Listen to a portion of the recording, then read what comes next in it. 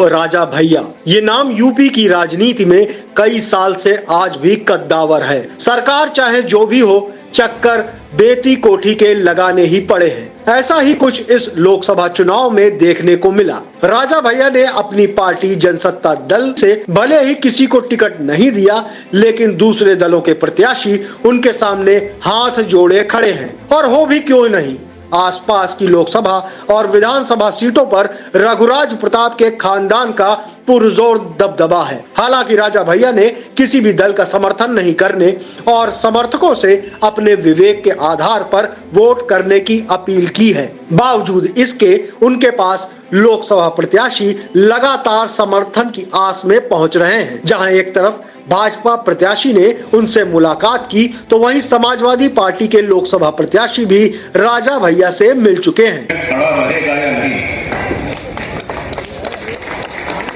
किसी भी जनप्रतिनिधि की जिम्मेदारी सिर्फ ये नहीं होती कि वो विकास काम कराए, सुख दुख, और खास तौर से 93 से जबकि आपके आशीर्वाद से मैदान में आए हैं, राजनीति की धारा बदल दी। मजदूर, गरीब, दबे कुचले गरीब, जिनका कोई सुनने वाला न थे, उनकी आवाज लेकर के हम लोग आगे बढ़े। एक तरफ विकास के कार्य रिकॉर्ड बना रहे हैं, तो एक तरफ जनप्रतिनिधि का सही अर्थ क्या होता है कि जनता के सुख दुख में खड़ा रहने वाला। पूर्वांचल से लेकर पश्चिमी यूपी तक राजपूत वोट बैंक पर राजा भैया की मजबूत पकड़ है। इस बार लोकसभा चुनाव में राजा भैया की पार्टी ने प्रतापगढ़ और कौशाम्बी दोनों सीट से प्रत्याशी नहीं उतारा है। केंद्रीय गृह मंत्री अमित शाह ने बीते दिनों बेंगलुरु में जनसत्ता दल लोकतांत्रिक के अध्यक्ष राजा भैया से मुलाकात कर सियासी पारा बढ़ा दिया था। इससे राजनीतिक पंडित आगे की गुणागणित करने में लगे थे।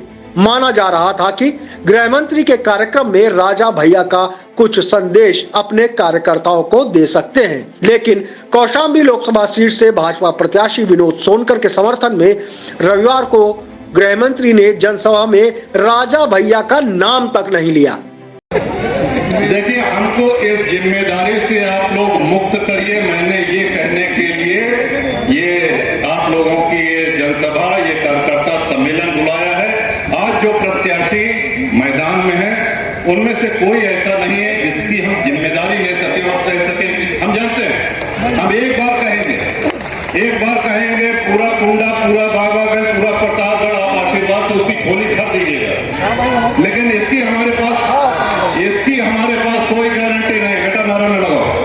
कौशाम्बी लोकसभा सीट से भाजपा प्रत्याशी विनोद सोनकर और समाजवादी पार्टी के प्रत्याशी पुष्पेंद्र सरोज ने भले ही राजा भैया से मुलाकात की हो, लेकिन असलियत में गेंद अब राजा के पाले में है और राजनीति की पिच पर शॉट कैसा लगाना है, ये रघुराज प्रताप बखूबी जानते हैं। प्रतापगढ़ से अमृत विचार के लिए रवि प्रकाश सिंह की रिपोर्ट।